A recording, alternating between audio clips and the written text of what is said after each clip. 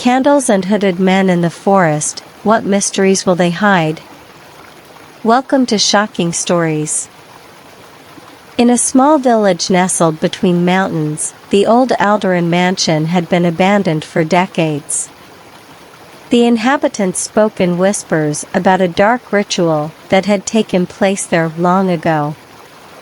They said that the Alderan family had disappeared in a single night, leaving only an empty house and a withered garden, except for a solitary black rose that bloomed incessantly in the center. Lucia, a young woman passionate about the occult, had heard about the place all her life. One day, she found an old diary in an antique shop. Its pages, blackened by time, contained fragments about a ritual called the Howl of the Void. The description was incomplete, but each word seemed written with desperation, as if the author feared that his message would never arrive in time. One night, driven by her curiosity, Lucia gathered a small group of friends. They decided to explore the mansion and discover the truth behind the legend. As they crossed the threshold of the house, the air changed. It was heavy, almost solid, and the silence was absolute, as if even insects were afraid to enter. In the center of the main hall, they found an altar covered in symbols carved in stone, surrounded by unlit candles.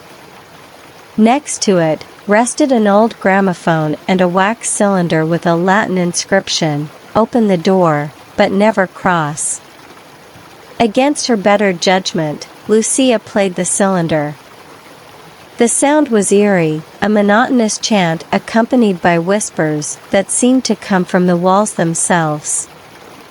Around them, candles lit on their own, casting shadows that danced frantically on the walls.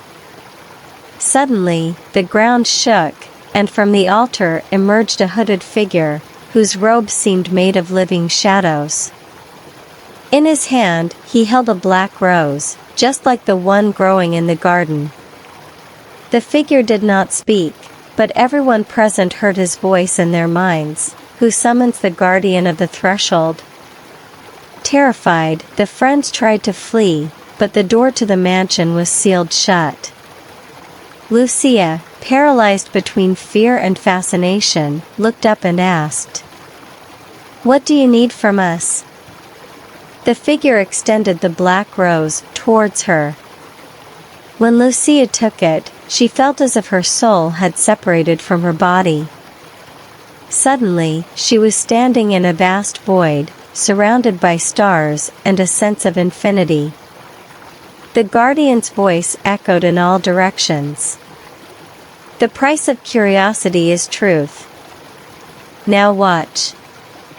Before her eyes, she glimpsed fragments of the past. The Alderan family had performed the ritual to gain forbidden knowledge.